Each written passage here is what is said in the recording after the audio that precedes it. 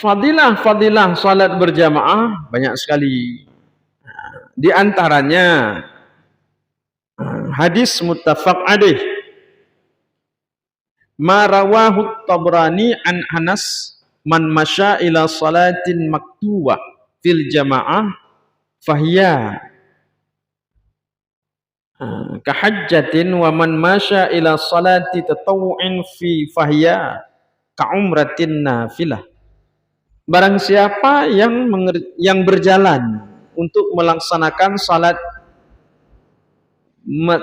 wajib berjamaah, maka orang tersebut seperti mengerjakan haji.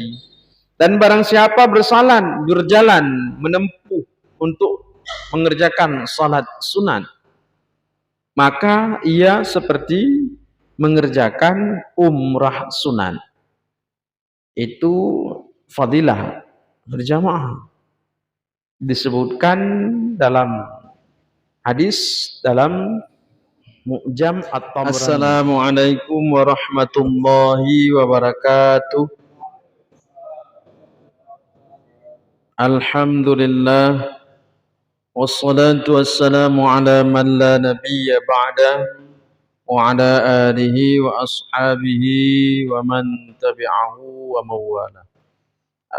Asyhadu an la ilaha illallah wahdahu la syarika lah, wa asyhadu anna sayyidana wa nabiyyana Muhammadan abduhu wa rasuluh. Rabbi zidni ilma warzuqni fahma, Rabbi syrah li sadri wa yassir li amri wahlul 'uqdatam min lisani yafqahu qawli. Qala al-musannif rahimahullah wa nafa'ana Allahu bi'ulumihi fid dharaini amin. Faslun fi salatil jamaah wa syuri'at bil madinati wa aqalluha imamun wa ma'mumun wa hiya fil jum'ati thumma fi subhiha thumma subhi thumma al-isya'i thumma al-'asri thumma adh-dhuhri thumma al-maghribi afdal. Salatul jama'ati fi ada'in maktubatin la jum'ah sunnatun muakkadatun lil khabaril muttafaqi alaihi. Salatul jama'ati afdalu min salatil fadhi bi 27 darajah. Fasal menyatakan salat berjamaah disyariatkan di Madinah. Sekurang-kurang jamaah adalah seorang imam dan seorang makmum.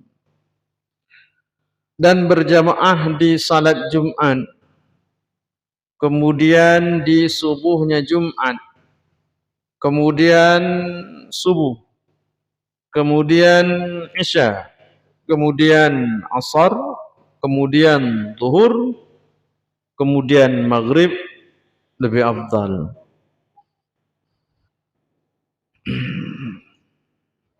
Dalam Al-Quran, di banyak tempat dalam Al-Quran, seperti ayat yang lazim kita baca, wa aqimus shalah wa atuz zakah.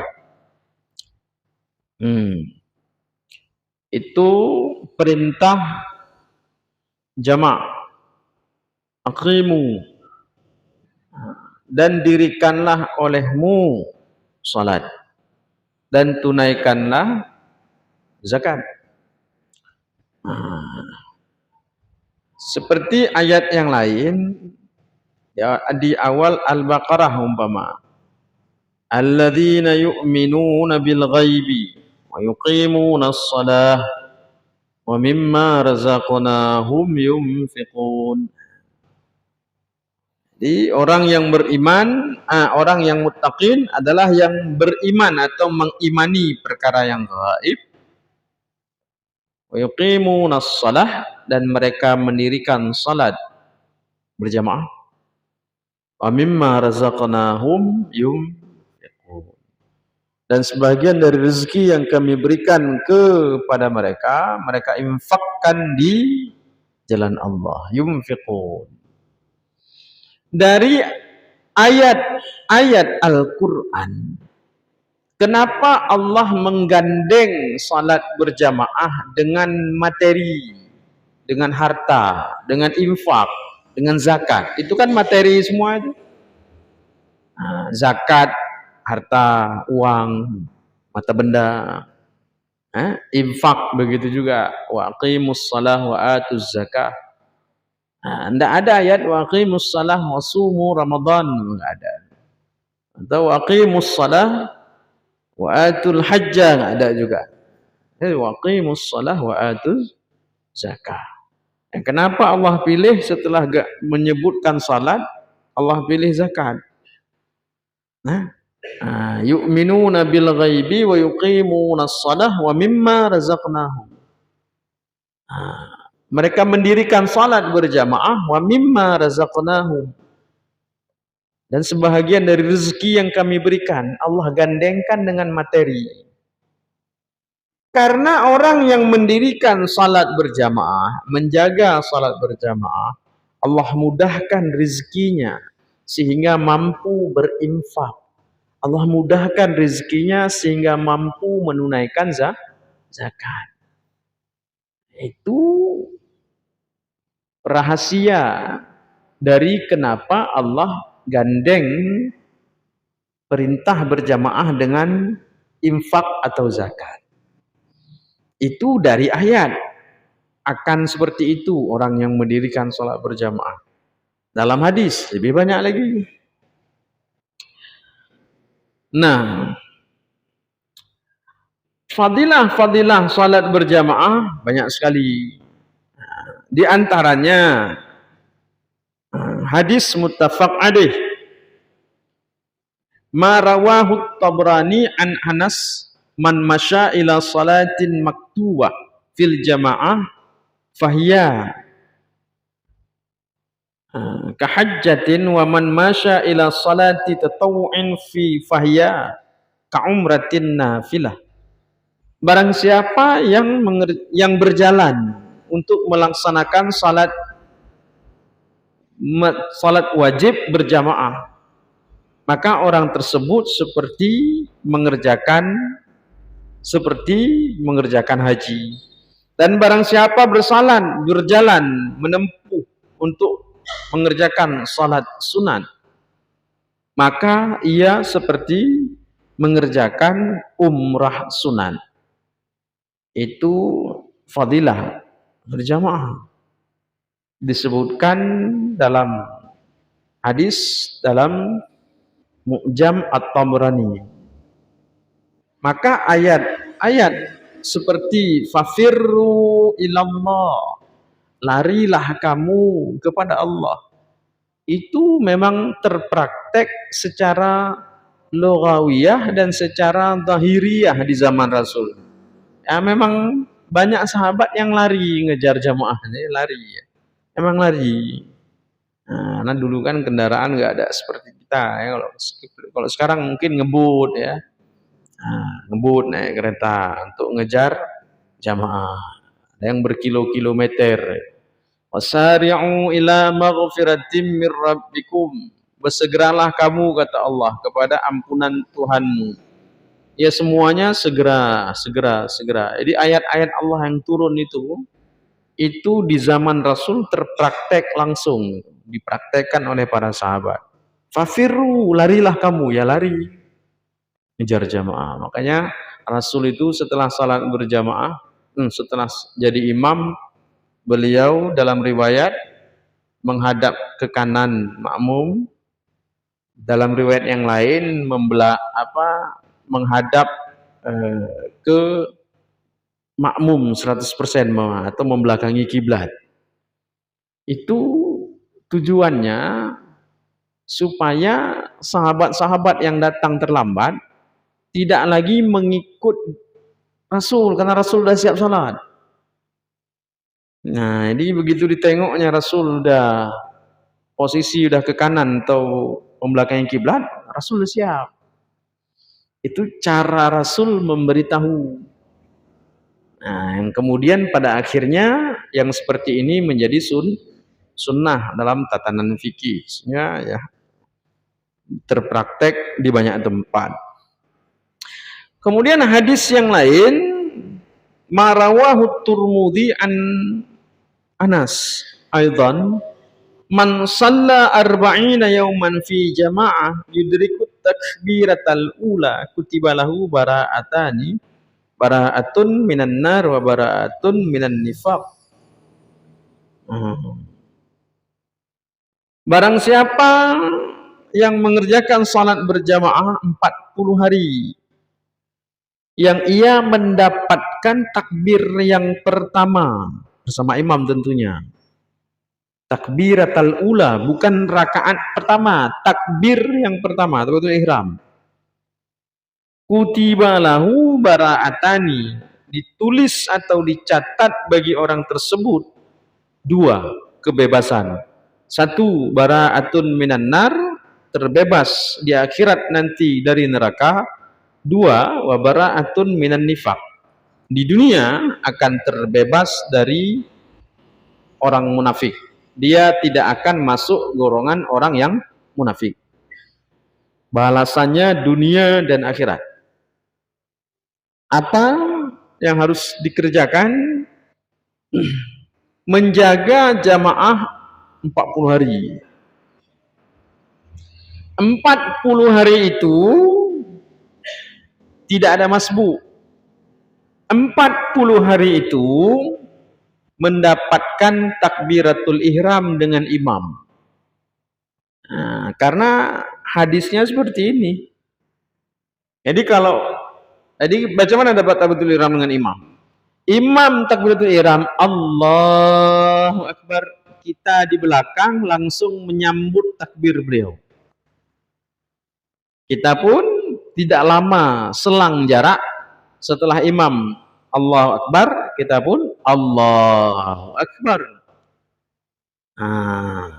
Kalau sekedar baca usalli, itu tetap belum dikategorikan menghilangkan atau meluputkan fadilah takbiratul ihram, belum. Tapi kalau udah lama, imam udah takbir Allahu Akbar, udah beberapa saat berlalu, kira-kira imam udah selesai atau setengah iftitah, baru kita susul beliau, itu nggak dapat lagi, itu udah lama. Jadi dijaga seperti ini selama 40 hari. Berat memang. Yang menjaga jamaah banyak. Yang mampu menjaga takbir imam yang pertama terus 5 waktu sampai 40 hari sebagaimana Rasul sebutkan, sulit. Orang di pesantren belum tentu bisa. Pesantren, apalagi di luar pesantren. Itu di pesantren ada satpamnya, ada yang piket, ada yang jaga, ada yang pegang ini kayu kalau enggak mau salat. Nah, kenapa? Macam sebab mana saya di pesantren dulu, yang masbuk lah,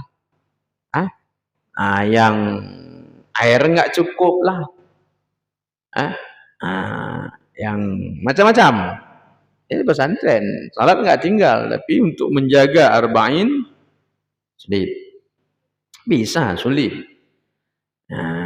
Mungkin orang-orang suluk yang bisa, orang yang memang fokus ibadah. Di pesantren kan bukan hanya fokus ibadah, fokus ilmu, fokus belajar. Nah, orang khalud ya, kalau di Aceh, orang yang khalud itu mungkin bisa menjaga. Atau orang-orang yang mengambil arba'in atau mengerjakan ibadah khusus di tanah suci, itu bisa. Jadi kalau udah 39 hari berhasil kita jaga, tidak pernah tinggal takbir imam yang pertama takbiratul ihram. Besok hari ke-40 subuh telat sampai, imam udah baca Bismillahirrahmanirrahim, baru kita sampai, udah hilang. Udah nggak dapat lagi. Pasang ulang lagi dari pertama 40. Kenapa begitu? Ya karena memang begitu. Karena Rasul menyebutkan arba'in, 40 hari. Dapat takbir imam. Berat. Karena jaminannya bebas dari neraka. Yang berhasil menjaganya bebas dari neraka dan bebas dari munafik. Setimpal dengan ganjarannya yang besar, maka mengerjakannya pun berat. Mulai malam ini insyaallah Ustaz, saya mau arba'in, silahkan, bagus, dianjurkan, silahkan jaga. Nah, kalau berhasil, berarti sudah ditolong oleh Allah, kita dikehendaki untuk itu. Nah, dan banyak hadis-hadis yang lain tentang kelebihannya. Wa aqalluha imamun wa ma'mumun, dan sekurang-kurang jamaah adalah seorang imam dan seorang makmum. Nah, imam seorang, nggak mungkin 2 orang. Makmum minimal 1 orang untuk dikategorikan jamaah. Demikian itu pun telah diatur oleh Rasulullah SAW. Al-jama'atu imamun wa ma'mum. Jamaah itu sabda Rasul, imam seorang, makmum seorang. Imam seorang, makmum seorang. Ai sawaun kana ar-rajulu ma'a waladihi aw zawjatihi aw raqiqihi. Artinya baik seseorang laki-laki ghalibnya bersama seorang anaknya, atau bersama istrinya, atau bersama budak sahayanya. Laki-laki jadi imam. Laki-laki jadi imam. Jadi kalau dibalik, itu menyalahi zahir syariat, menyalahi tuntunan yang ada, dan itu bid'ah. Seperti kasus yang lagi heboh kemarin, Pompes Az-Zaitun. Dengar kan? Apa yang buat heboh? Imamnya laki perempuan? Imamnya salat Id. Yang khatib imamnya perempuan, khatibnya perempuan. Itu contoh bid'ah. Jadi bukan maulid bid'ah, itu yang seperti itu bid'ah. Maulid mana ada bid'ah? Yang di Malang, kenapa di Malang? Salat di halaman gereja, itu kita tanya, apa nggak ada tempat lain? Apa nggak ada tempat lain? Mungkin nggak ada tempat lain, mungkin. Dalam gereja, iyalah kita tanya, apa nggak ada tempat lain? Kalau ada tempat lain, itu apa dalam gereja? Karena gereja itu tempat yang sudah dijadikan oleh orang Kristen, kafir kita katakan, untuk menyembah Tuhannya. Kecuali masjid yang dijadikan gereja, seperti di Spanyol. Terus datang orang Islam salat di situ, walaupun masih suasana gereja, itu tetap masjid. Itu tetap masjid sampai kiamat. Tapi ini bukan seperti itu ceritanya kan? Memang gereja mereka punya kan? Itu salah satu contoh Islam yang merawat Islam di situ, dan yang menjaga dan yang mengerjakannya itu sudah tidak berjalan di real syariat lagi. Udah sekuler. Ada yang sedikit sekulernya, ada yang parah seperti di Az-Zaitun itu. Itu udah parah. Di Amerika itu ada satu masjid yang imam besarnya perempuan. Jadi ngotot yang Islam di sana bersamaan gender. Jadi warisan itu nggak ada 2-1, sama aja, laki sama perempuan sama, nggak ada beda. Itu memang misi kafir itu, supaya sama derajat perempuan sama laki-laki. Padahal Islam tidak pernah merendahkan perempuan, tapi mereka melihat hal-hal seperti itu, warisan, berjamaah, dan hal-hal perkara-perkara yang lain sebagai perendahan terhadap perempuan. Padahal tidak seperti itu. Padahal itu memuliakan perempuan. Sisi pandang yang salah, sehingga terlihat seolah-olah perempuan dihinakan atau dinomorduakan dalam Islam, padahal tidak. Jadi berjamaah bagi Islam di sana, yang di Amerika yang sekuler, yang memang murni sekuler ini, dan pada akhirnya kita katakan sesat, ini ya imam besarnya perempuan. Makmum itu siapa yang datang duluan, mau laki, mau perempuan, mau bencong, yang ngisi sah terus. Nggak ada cerita khusus perempuan di belakang. Nah ini yang bid'ah. Nah, yang seperti ini baru dikampanyekan bid'ah. Jelas. Nah, seperti ini salah, menyimpang, sesat, jelas sesat. Loh, kok nggak boleh perempuan mengimami laki-laki? Kenapa nggak boleh perempuan berdiri di saf laki-laki sejajar sama-samanya? Kok nggak boleh perempuan jadi khatib hari raya Jumat dan lain sebagainya? Oh, memang nggak boleh, itu sunatullah, itu hukum Allah dan Rasul tetapkan. Kalau mau tahu jawaban kenapa nggak boleh, cari nomor HP Tuhan, telepon. Gitu aja Bapak jawab kalau ada orang nanya, kenapa nggak boleh? Cari nomor HP Tuhan, telepon. Karena itu yang buat hukum Tuhan, bukan manusia. Paham? Jadi ada dalam Islam ini yang pada akhirnya kita akan menjawab seperti itu kalau ngotot terus ditanya. Karena akan ada pertanyaan-pertanyaan yang dijawab nanti kalau dalam usul fiknya al-aslu la yus'al. Hukum asal itu tidak boleh ditanya. Penetapan asal syariat nggak boleh ditanya. Kalau ditanya pun nggak ada jawaban. Kalau ngotot mau cari jawaban, kan kita suruh cari nomor HP Tuhan. Mana apa lagi kita suruh? Nah, jadi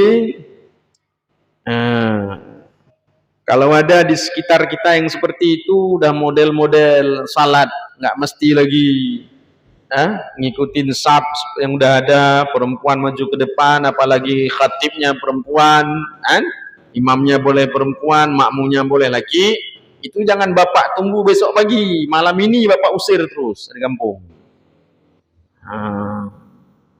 Itu penyakit, itu virus, lebih bahaya dari corona. Itulah contoh didikan Eropa itu, pengelola Az-Zaitun itu. Didikan Eropa, belajar Islam kok ke Eropa, aneh kali. Belajar Islam di mana Islam itu tumbuh. Di mana Islam tumbuh? Di Arab, ke sana belajar Islam. Belajar nuklir pergi sana ke Eropa, belajar nuklir. Belajar Islam ke Eropa, bawa Islam dari Eropa kembali ke Aceh, ke Indonesia. Kayak itulah jadinya. Habis ribut semua orang. Yang gender lah, yang inilah, yang itulah. Warisan 2:1 laki sama perempuan. Ya kan? Berdua banding 1. Kok gitu? Kok nggak sama aja laki perempuan? Kenapa mesti beda? Laki dapat 2 jatah, anak perempuan dapat 1. Allah yang buat hukum. Kalau nggak terima, cari nomor HP Allah, telepon. Gitu Bapak jawab kalau ada orang bandel. Saya ajarkan cara jawab. Itu di luar sana banyak orang murtad tuh, nggak sadar. Musim tol kemarin Itu saya ada 9 kasus lebih ngurusin masalah tol di Temiang. Orang jumpai saya udah ribut. Kalau nggak ribut, ngapain dia jumpain saya?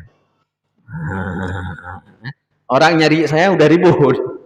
Udah ribut keluarga, udah parah. Ke mahkamah nggak mau dia, banyak habis duit. Jumpai ustaz kan nggak banyak ali habis duit. Hah? Ke mahkamah puluhan juta. Hah? Nah, di ban serap juga dianggapnya ustaz sama orang ini.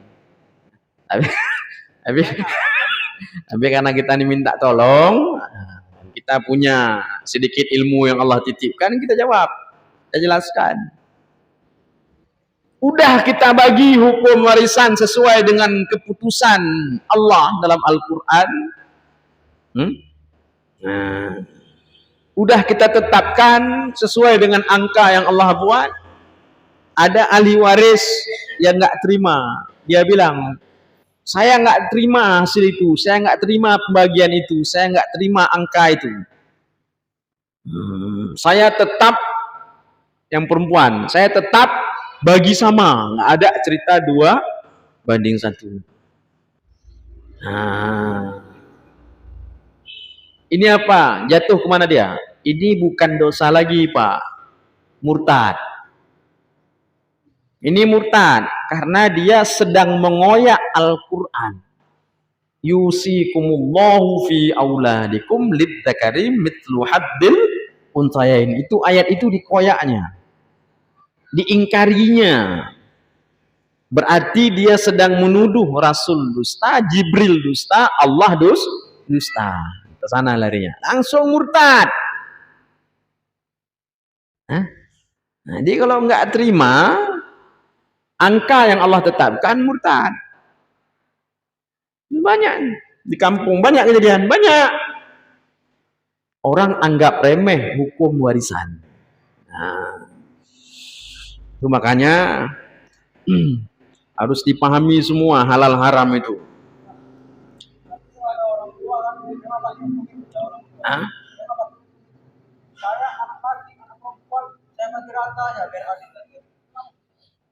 Orang tua warisan itu nunggu orang tua mati dulu. Macam mana dia mau bagi, dia masih hidup, bukan warisan nama. Kalau dia masih hidup, dia mau kasih harta ke anaknya, itu hibah, bukan warisan. Nah, warisan itu mesti mati dulu dia. Nah, baru namanya warisan. Karena warisan itu harta yang ditinggalkan oleh si mayit. Nah, masih hidup, bagi sama, laki perempuan, itu hibah. Hibah itu kalaupun tidak bagi sama, itu hanya makruh. Hasil pemberian yang dihibahkan tetap sah. Tetap sah. Makruh kalau tidak adil. Tidak adil itu begini, ada anak yang dikasih banyak, ada anak yang dikasih sedikit. Nah, tapi jangan salah juga kalau anak, umpamanya anak SD sama anak SMA. Anak SD kita kasih 5.000 jajan. Anak SMA kita kasih 5.000 juga jajan. Itu adil nggak? Ya nggak adil lah. Angka sama, tapi kebutuhan mereka berbeda. Jadi cocoknya anak SMA 10.000 umpama. Jadi begitulah juga dalam konteks pemberian tadi. Jadi ada anak yang memang kadang kehidupannya sangat susah. Ada anak yang kehidupannya ekonominya lebih baik. Jadi nanti sampai ke situ dia. Jadi harta yang ditinggalkan itu warisan. Kalau masih hidup itu namanya hibah, sah-sah saja. Kalau tidak adil, kalau tidak adil makruh. Waalaikumsalam.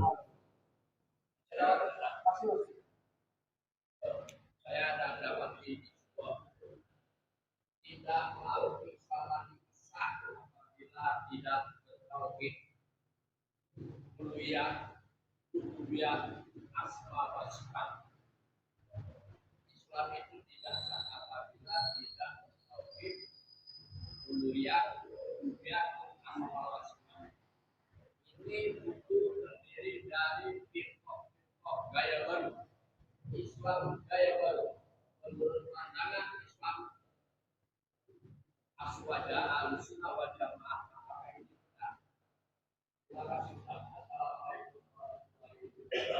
Waalaikumsalam. Tauhid uluhiyah, rububiyah, asma wa sifat itu bukan tauhidnya orang Dayah seperti saya.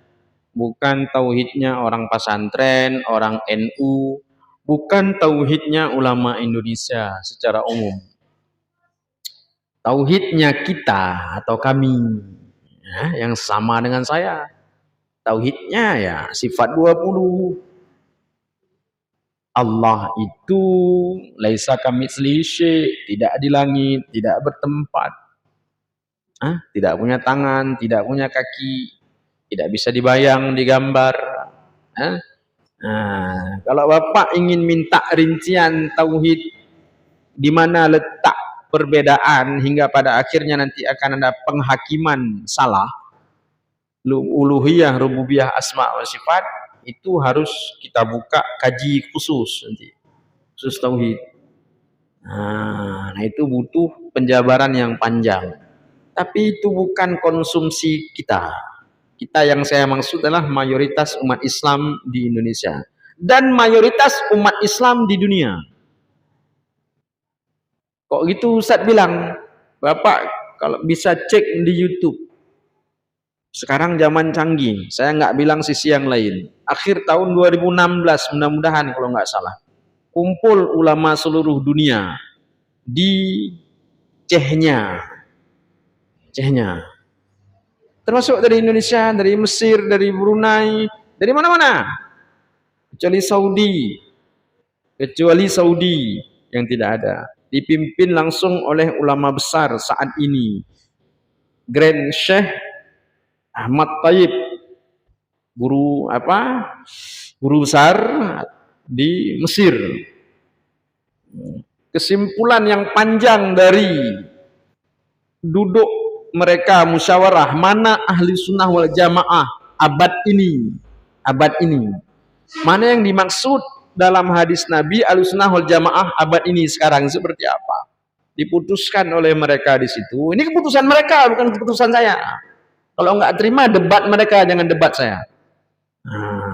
Diputuskan langsung disebutkan oleh Grand Sheikh Al-Azhar itu, ahli sunnah wal jamaah dalam hadis Nabi untuk abad ini adalah yang tauhidnya mengikut hasil ijtihad Imam Asy'ari dan Imam Maturidi atau Imam Maturidi. Tauhidnya itulah tauhid orang Dayah, tauhid orang pesantren seluruh dunia, kecuali Wahabi Salafi. Saya nggak bicara benar salah. Pada akhirnya nanti Bapak tahu siapa benar siapa salah. Nah, itu mayoritas. Satu, berfikih dia, fikihnya mengikut salah satu mazhab yang 4, baik itu Syafi'i, Maliki, Hambali atau Hanafi. Fikih. Dan dalam pengamalan tasawuf mengikut ulama-ulama tasawuf yang muktabar, entah itu Syekh Ahmad Junaid Al-Baghdadi, Al-Ghazali dan lain-lain yang muktabar. Itu ijma' ulama dunia. Ijma' ulama dunia. Di Chechnya itu jejak digitalnya bisa diakses oleh semua kita. Saudi kritik Syekh Al-Azhar. Kenapa Anda mengeluarkan kami dari Ahlussunnah wal Jamaah? Beliau jawab, bukan saya yang mengeluarkan kalian dari Ahlussunnah wal Jamaah, tapi ilmu kami yang mengeluarkan Anda dari Ahlussunnah wal Jamaah. Itu jawaban beliau. Cukup. Ada lagi? Saya banyak jawaban untuk itu di kepala saya, tapi enggak saya bahas malam ini karena bukan itu pembahasan. Intinya itu bukan tauhid kita. Jangan Bapak makan berarti, jangan Bapak minum. Bagus. Tengok aja, dengar-dengar aja. Itu bukan makanan kita, makanan orang. Dah. Jadi jangan sampai penyakit az-zaitun nular kemari. Udah khatibnya perempuan, macam-macam lah itu. Saya pun dengar terkejut-kejut saya. Tapi kalau terawih 7 menit itu nggak terkejut kali, karena tahun-tahun yang lalu udah ada. 7 menit. 7 menit apa 8 menit? 6. Ada yang cepat lagi jawab 6. 6 menit. Tapi pada akhirnya ya apakah itu dianggap ibadah kan gitu, seperti itu. Kalau dicari-cari secara fikih ada nggak yang mensahkan salat seperti itu? Fikih Hanafi dalam konteks tumakninah memang nggak wajib. Fikih Hanafi tumakninah nggak wajib. Tapi mereka kan baca Al-Fatihahnya itu terlihat berantakan ya. Khawatirnya ada huruf yang tak terbaca. Karena kan wajib qiraah. Tapi apapun itu bukan perkara yang dianjurkan. Salat macam ngejar pencuri seperti itu. Dan berjamaah itu di Jumat, salat Jumat, kemudian di subuhnya Jumat, kemudian subuh Jumat, kemudian subuh yang lain, kemudian Isya, kemudian Asar, kemudian Zuhur, kemudian Maghrib, itu urutan itu mengandung afdaliyah. Jadi 27 derajat.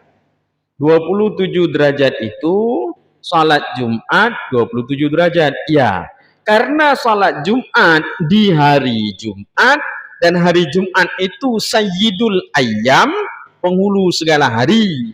Kemuliaannya sangat banyak di hari Jumat itu. Dengan sejarah-sejarah yang banyak lahir di hari Jumat. Bahkan ada imam madhab sekelas Imam Hambali yang beliau memfatwakan bahwa lebih afdal hari Jumat daripada Lailatul Qadar. Itu fatwa Imam Hambali. Tapi imam yang lain tidak, tetap lebih afdal Lailatul Qadar dari hari Jumat. Artinya ada ulama yang sampai ribut dalam hal memposisikan mana lebih afdal Lailatul Qadar dan Jumat. Nih seperti malam yang kita sedang lalui saat ini. Ini kan malam Jumat. Menurut Imam Hambali, Jumat, malam Jumat dan hari Jumat itu sangat mulia. Karena penghulu segala hari. Ditambah berjamaah di hari Jumat. Itu jamaah di hari Jumat dalam satu minggu lebih afdal 27 derajatnya daripada jamaah salat-salat yang lain. Satu. Kemudian jamaah di subuh Jumat besok itu lebih afdal dari jamaah salat-salat jamaah yang lain dan hari-hari yang lain. Subuh Jumat besok. Jadi subuh jamaah maghrib Jumat barusan. Jamaah Isya Jumat insyaallah sebentar lagi. Jamaah kalau subuh udahlah besok pagi. Jamaah Jumat, jamaah Zuhur dan Asar. Zuhur tidak ada, maaf, jamaah Asar. Itu subuh Jumat hanya kalah dengan salat Jumat dalam konteks afdaliyah 27-nya. Jadi setelah Jumat, subuh Jumat. Subuh Jumat itu mengalahkan semua subuh yang lain. Dalam hal afdaliyah pahala. Subuh Jumat mengalahkan subuh yang lain. Kemudian Isya. Kemudian Isya. Isya sama.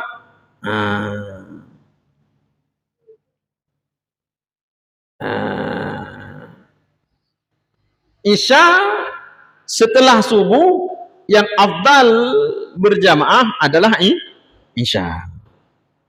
Karena memang ada hadis kan, pembeda orang munafik dengan yang tidak adalah di Isya. Kemudian Asar. Setelah jamaah Isya mulia lebih afdal jamaah Asar setelahnya. Kemudian Zuhur. Kemudian Maghrib. Maghrib yang paling terakhir dalam hal ranking afdaliyah. Dan itu yang ramai orang. Paham? Jadi dalam 5 waktu berjamaah di hari selain Jumat,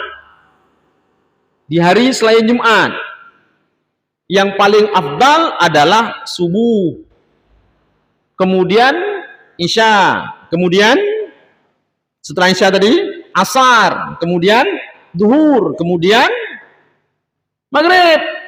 Semuanya 27, tapi paling hebat 27 di subuh, nomor 2 isya, nomor 3 asar, nomor 4 zuhur, nomor 5 maghrib. Maghrib yang paling rame, subuh paling sedikit. Kan cukup pinter kita kan. Pinter apa bodoh entahlah itu. Yang paling besar pahala di subuh paling sedikit orang. Kemudian ini semua khusus hari Jumat.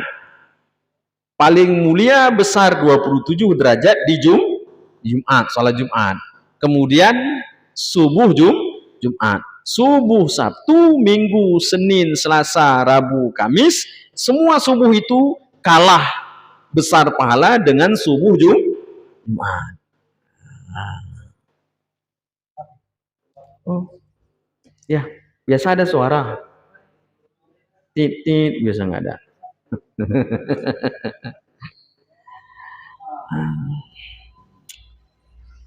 Cukup? Ada pertanyaan lagi? Nggak ada ya? Bagus.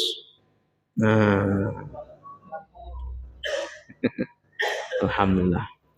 Demikian Bapak Ibu, semoga bermanfaat karena waktu pun dah masuk.